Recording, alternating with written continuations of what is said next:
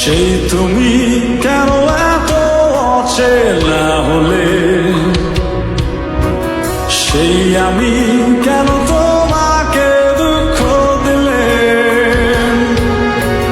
কেমন করে এত অচেনা হলে তুমি,